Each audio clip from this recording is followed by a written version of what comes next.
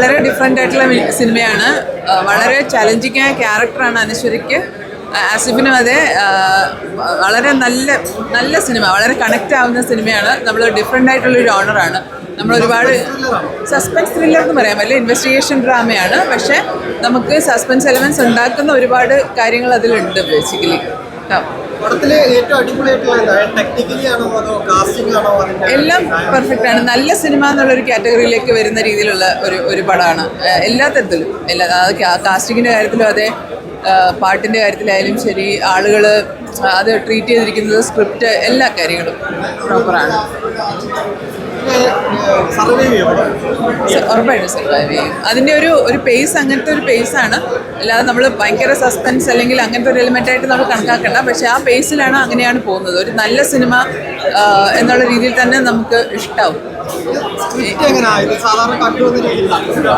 അല്ല, കുറച്ച് വളരെ ഡിഫറെൻ്റ് ആയിട്ടുള്ള ഒരു സ്ക്രിപ്റ്റ് തന്നെയാണ്. അതായത് എങ്ങനെയുണ്ട് പടം? മൊത്തം ത്രില്ലർ വൈബാണ്. ഓൾറെഡി ഫസ്റ്റിലെ ട്വിസ്റ്റ് ഒന്നുമില്ല കാര്യമായിട്ട്.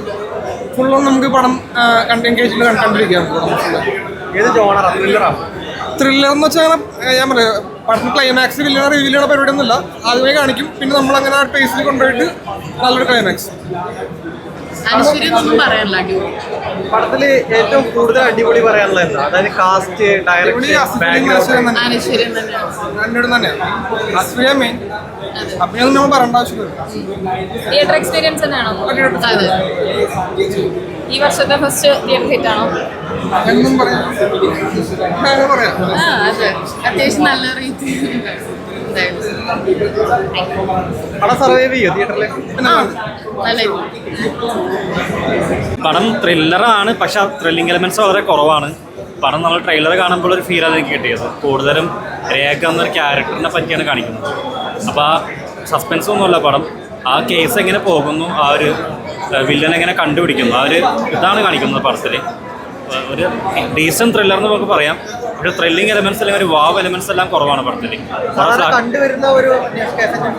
സാധാ നോർമൽ ഒരു പടം തന്നെയാണ്. ഒരു സസ്പെൻസ് ത്രില്ലർ അല്ല, ഒരു ക്രൈം ത്രില്ലർ. ആ ക്രൈം നടന്നതിലേക്ക് എങ്ങനെ അവർ എത്തുന്നു, ഒരു ഇൻവെസ്റ്റിഗേഷൻ ടീം, അതാണ് മെയിനായിട്ട് കാണിക്കുന്നത്. പിന്നെ കുറേ ഫ്ലാഷ് ബാക്ക് സീൻസും ഉണ്ട്. അപ്പോൾ ആ ഫ്ലാഷ് ബാക്കിലുള്ള രേഖ എന്നൊരു ക്യാരക്ടറിനെ പറ്റിയാണ് കാണിക്കുന്നത്. അതാണ് മെയിനായിട്ട് സിനിമ. വലിയൊരു പടമൊന്നുമല്ല, ഒരു ഡീസൻറ്റ് വാച്ച്. ഏറ്റവും കൂടുതൽ അടിപൊളിയായിട്ടുള്ള എന്താ പടത്തിന്റെ കാസ്റ്റ്, ഡയറക്ഷൻ? കാസ്റ്റിംഗ് എനിക്ക് നൈസായിട്ട് തോന്നി. കാരണം 2 ജനറേഷനിലുള്ള ആൾക്കാരെ കാണിക്കുന്നുണ്ട്. അപ്പോൾ അതിൻ്റെ കാസ്റ്റിംഗ് ഭയങ്കര പെർഫെക്റ്റ് ആയിട്ട് തോന്നി. ഇപ്പോൾ സിദ്ദിഖിൻ്റെ ക്യാരക്ടർ വരുന്നുണ്ട്, മനോജ് കേജിൻ്റെ ക്യാരക്ടർ വരുന്നുണ്ട്. അപ്പോൾ അവരുടെ മുൻ തലമുറയിലെ ക്യാരക്ടർ കാണിക്കുമ്പോൾ സായികുമാറിനെ കാണിക്കുന്നുണ്ട്. അതെല്ലാം പെർഫെക്റ്റ് കാസ്റ്റിംഗ് ആയിട്ട് എനിക്ക് തോന്നി. പിന്നെ പെർഫോമൻസിൻ്റെ കാര്യം പറയുകയാണെങ്കിൽ ആസിഫ് അലി പിന്നെ തെളിയിച്ചുകൊണ്ടിരിക്കുന്നു why he's a good actor എന്നുള്ളത്. കാരണം തൊട്ട് മുമ്പ് കണ്ട് കിഷ്കിന്ദ കണ്ടതിൽ നിന്ന് ഒട്ടും സിമിലർ അല്ലാത്തൊരു റോളാണ് ഞാൻ ചെയ്തിട്ടുള്ളത്. ടോട്ടലി എൻ്റയർലി ഡിഫറെൻ്റ് ആയിട്ടൊരു ക്യാരക്ടർ. പിന്നെ അതേപോലെ തന്നെ അനശ്വര ചെയ്തിട്ടുള്ള റോൾ നല്ല അടിപൊളിയാണ്. അവരാണ് ഈ സിനിമയെ ഷോൾഡർ ചെയ്ത് നിർത്തുന്നത് തന്നെ. അപ്പോൾ പെർഫോമൻസിൻ്റെ കാര്യത്തിൽ വന്നു കഴിഞ്ഞാൽ നല്ലൊരു പെർഫോമൻസ് ആയിട്ടാണ് തോന്നിയിട്ടുള്ളത്.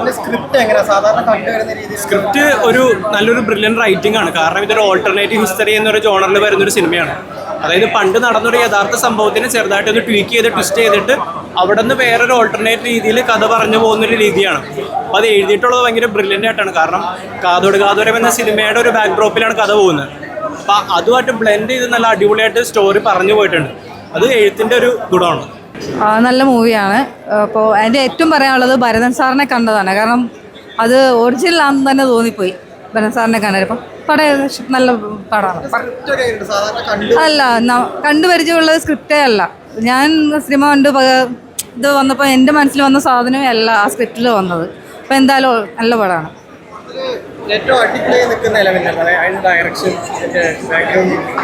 ബാക്ക്ഗ്രൗണ്ട് മ്യൂസിക് ഒരു രക്ഷയില്ല. എനിക്ക് അതാണ് പറയാനുള്ളത്. വേറെ ഓൾമോസ്റ്റ് മൊത്തത്തിൽ നല്ല പടമാണ്. പിന്നെ തീർച്ചയായിട്ടും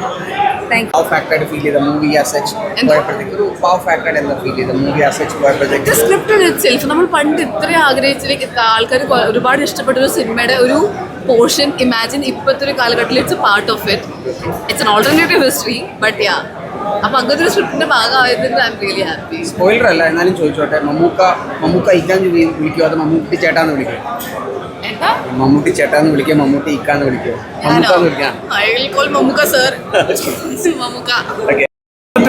നായകെല്ലാം സിനിമയിൽ ഒരു സിനിമയ്ക്കുള്ളിലെ വെറൈറ്റി ആയിട്ടുള്ള സിനിമക്കഥ പറഞ്ഞിട്ടുള്ള സിനിമയാണ് ആ സിനിമയ്ക്ക്. ക്യാരക്ടർ തന്നെ ഡിഫറെൻ്റ് ആണ്. പിന്നെ അനശ്വരാജൻ്റെ പെർഫോമൻസ് ഡിഫറെൻ്റ് ആണ്. അഭിനയിച്ചിരിക്കാനൊക്കെ അതോ അനശ്വര അഭിനയിക്കുകയല്ല, ലൈഫിൽ നമ്മൾ കണ്ടു പറഞ്ഞ ഓരോ ന്യൂസ് പേപ്പർ കട്ടിങ്സ് പോലെ തോന്നുന്നു. ന്യൂസ് പേപ്പർ കട്ടിങ് പോലെ ന്യൂസ് പേപ്പർ കട്ടിങ്സിലെ വാർത്തകൾ പോലെ തോന്നുന്നു ഓരോ ക്യാരക്ടർ കാണുമ്പോൾ ആ ലൈഫിൽ. പിന്നെ ലൈഫിൽ നടക്കുന്ന ഇൻസിഡൻറ്റ് നമുക്ക് അതേപോലെ തന്നെ നേർക്കാഴ്ച സ്ക്രീനിൽ കാണുന്നൊരു അനുഭൂതിയാണ് തലവനല്ലേ ഈ രേഖാചിത്രം കാണുമ്പോൾ മനസ്സിലാക്കുന്നത്. കാരണം ജോഫിൻ ഡി ചാക്കോൻ്റെ ഡയറക്ഷൻ, പിന്നെ മനോജ് കേജറാണെങ്കിലും സിദ്ദിഖാണെങ്കിലും ഗംഭീരമായിട്ട് ഓരോരുത്തർ ചെയ്തിട്ടുണ്ട്. പിന്നെ ഗസ്റ്റ് അപ്പിയറൻസ് ജഗദീഷ് ചേട്ടനൊക്കെ ഉണ്ട്. പിന്നെ മമ്മൂക്കൻ്റെ സൗണ്ടൊക്കെ ഉണ്ട്, അതൊക്കെ ഗംഭീരമായിട്ടുണ്ട്. മമ്മൂക്കയുടെ പ്രസൻസ് ഉണ്ട്, സൗണ്ട് ഉണ്ട്. ടെസ്റ്റുള്ള ഒരു ആറാട്ടാണ്. ഇതില് മമ്മൂക്കൻ്റെ ഒരു പ്രസൻസ് പ്രതീക്ഷിച്ചിരുന്നു, പക്ഷേ ഇതൊരു വ്യത്യസ്തത എന്ന് പറഞ്ഞൊരു സിനിമയാണ്. ത്രില്ലറാണ്. പടം മമ്മൂക്ക കൊണ്ടുപോയി. അടിപൊളിയായി തോന്നിയ പടത്തിന്റെ കാസ്റ്റ്, ഡയറക്ഷൻ, അതിന്റെ മേക്കിംഗ് അടിപൊളിയാണ്. പിന്നെ മ്യൂസിക് എടുത്തു പറയുന്ന സംഭവം, ബാക്ക്ഗ്രൗണ്ട് മ്യൂസിക്, സ്കോറിംഗ്, പെർഫോമൻസ് നന്നായിട്ടുണ്ട്. പിന്നെ അറിയാലോ സൈലന്റ് കില്ലറാണ് ആസ്ക. സ്ക്രിപ്റ്റ് സാധാരണ കണ്ടുവന്ന രീതിയിലാണോ? ഒരു പുതുമയൊക്കെയുണ്ട്. ഭയങ്കര ത്രില്ലിംഗ് ഒന്നുമില്ലെങ്കിലും വന്നാലും നമുക്ക് വില്ലനും കാര്യങ്ങളൊക്കെ നമുക്ക് നേരത്തെ അറിയാം. എന്നാലും കണ്ടിരിക്കാം, ഒരു ബോറടിക്കാതെ ഫുൾ ടൈം കണ്ടിരിക്കാം. സക്സസ് ആയിരിക്കുള്ളൂ, സക്സസ് ആയിട്ട് സക്സസ് ആയിരിക്കും.